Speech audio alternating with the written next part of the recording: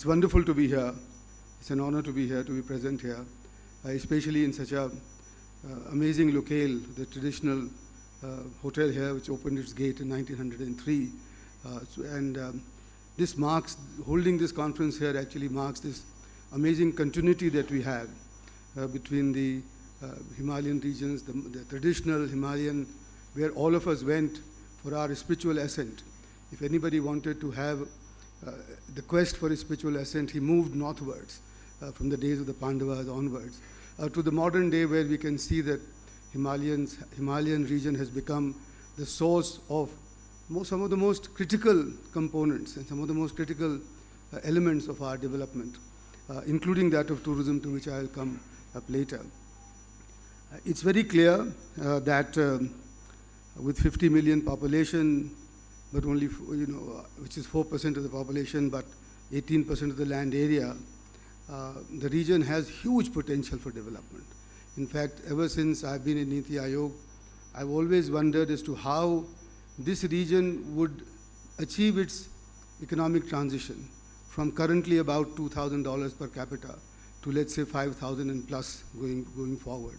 I think that's the way to set our targets, because very often I find that, for example, in the area of jhum cultivation, if that continues, then we cannot have that population, although it's a small population, cannot hope to achieve that economic breakthrough that we need. Similarly, for various aspects of our region, another example that I want to give is that I know that there is a lot of tourism in this region. Uttarakhand attracts about 4 crore tourists, Himachal about 3.5 or 3.25. Also, at the other end, there is Nagaland with merely about 60,000 and Mizoram with about 40,000. But a large majority of these tourists are domestic tourists.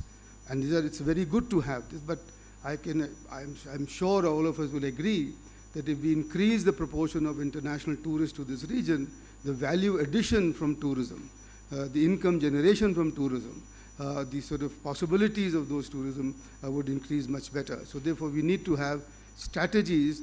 My short point being that with your cooperation and in Niti Aayog, we must set ourselves a target, a time-bound target as to how we raise the per capita income of this region from where it is to double it, at least in the next 5 years. I think that's what the target that we should give to ourselves, and we should try and create a development blueprint, which will of course be very different for different states, but which will have a lot of commonalities as well between these regions. इसी वजह से, इसी को देखते हुए हम लोगों ने नीति आयोग में 2018 में Himalayan regional council for sustainable development का गठन किया था।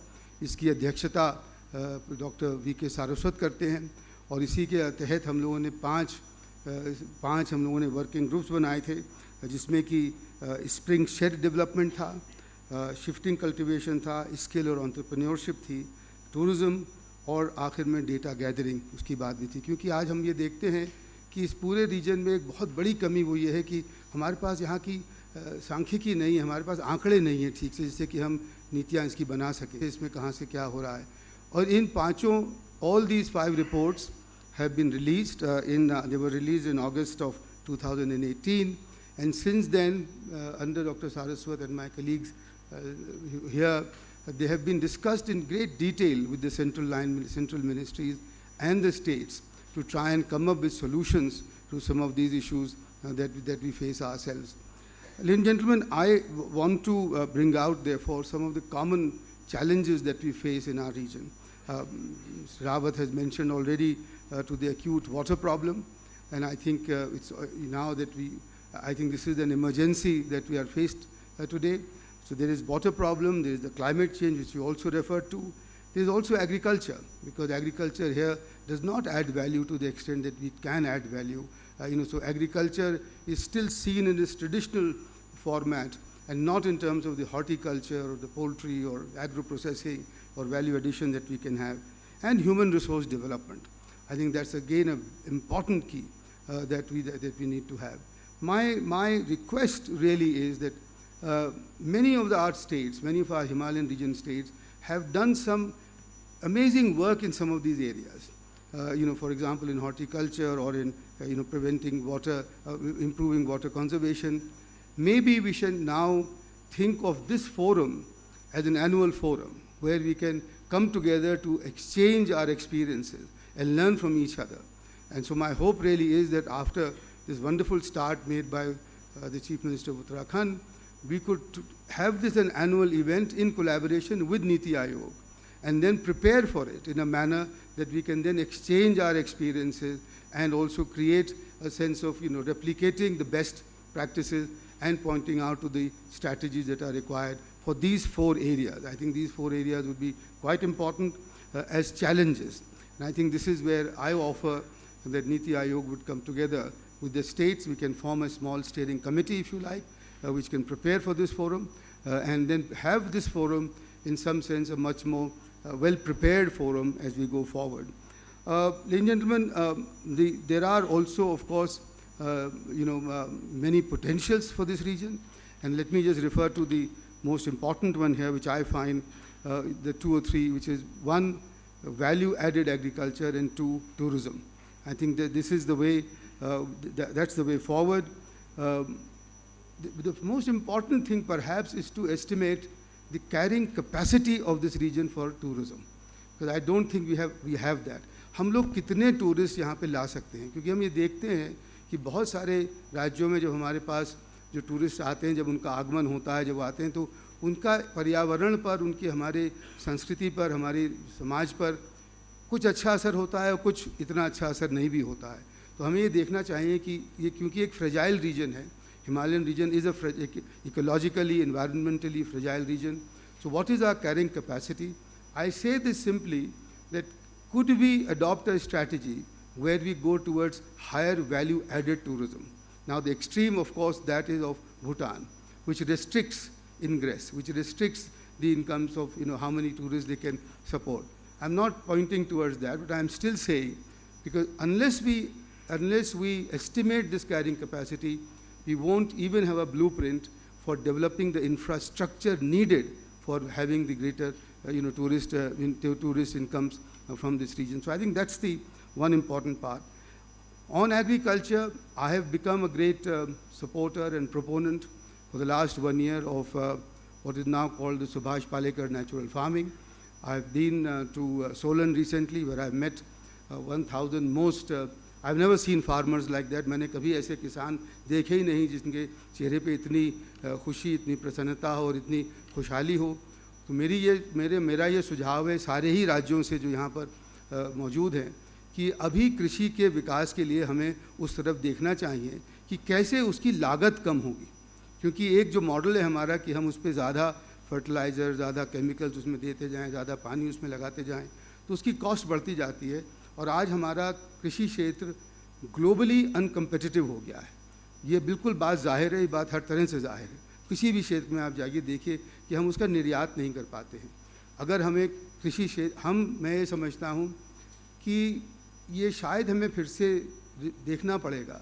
We will have to review our concept of trying to withdraw labor from agriculture and putting it into manufacturing in the urban centers.